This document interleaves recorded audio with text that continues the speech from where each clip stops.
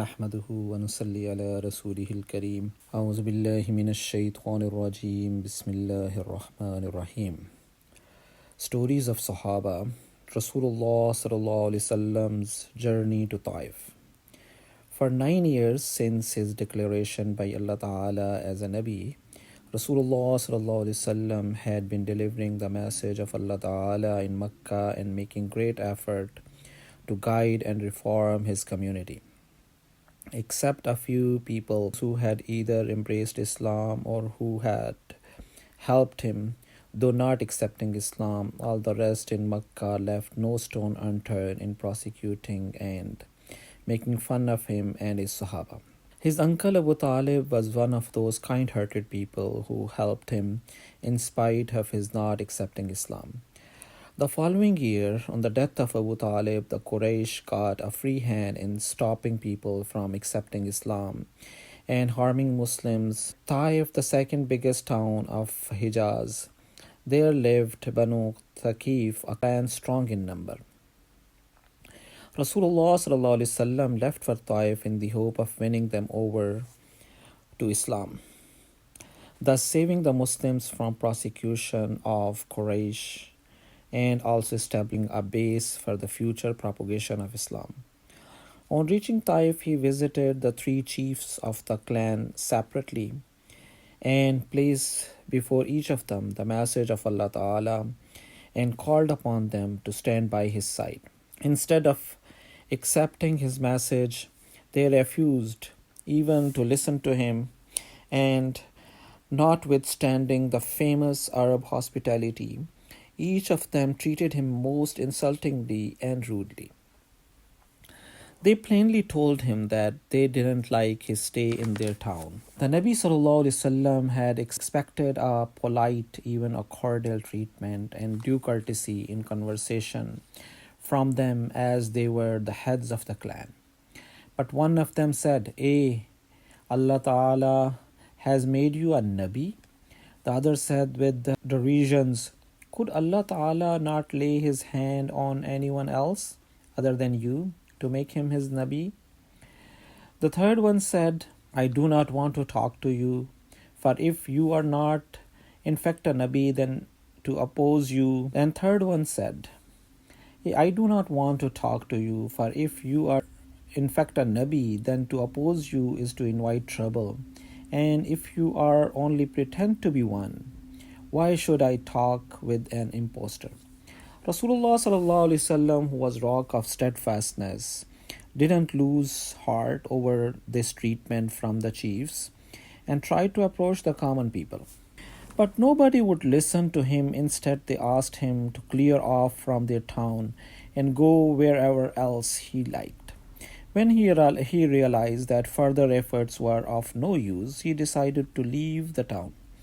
But they wouldn't let him leave in peace and set the street children after him to hiss, make fun of him, and to stone him. He was so much pelted with stones that his body, along with his shoes, was covered with blood. He left the town in this pitiable state. When he was far out of town and safe from the mischief monger, he made dua to Allah Ta'ala thus, O my Allah, to you I complain of my weakness and lack of resources and my being unimportant in the eyes of people.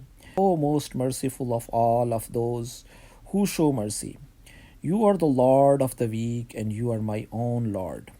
Whom are you turning me over to? To a stranger who make an angry face at me, or to an enemy whom you have given control over me?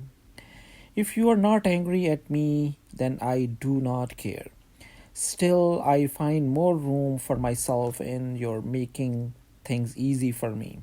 I seek shelter from your anger.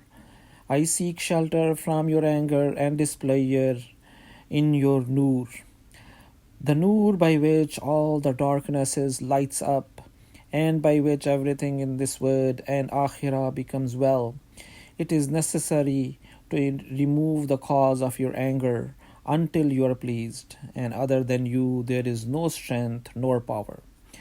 The Master of the universe was moved by his dua, and the angel Jibreel alayhi salatu wassalam appeared before Rasulullah sallallahu alaihi wasallam, greeting him with Assalamu alaikum, and said, Allah Ta'ala knows all that was passed between you and these people. He has deputed an angel in charge of the mountain to be at your command. Saying this, Jibreel alayhi salatu wasalam presented the angel before Rasulullah sallallahu alaihi wasallam. The angel greeted Rasulullah sallallahu alaihi wasallam and said, I am at your service. If you wish, I can command the mountain overlooking this town on both sides to collide with each other, so that all the people between them would be crushed to death, or you may suggest any other punishment for them.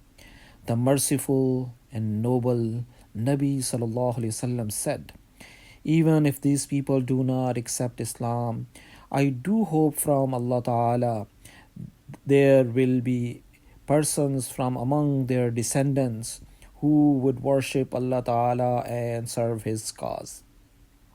Such was the conduct of our noble Rasul Sallallahu Alaihi Wasallam, whom we claim to follow.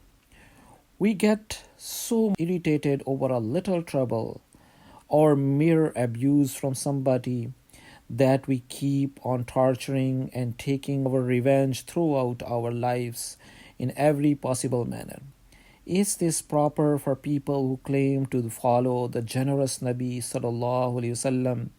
Look, even after so much suffering at the hand of Taif mob, he neither cursed them nor does he wish of any revenge.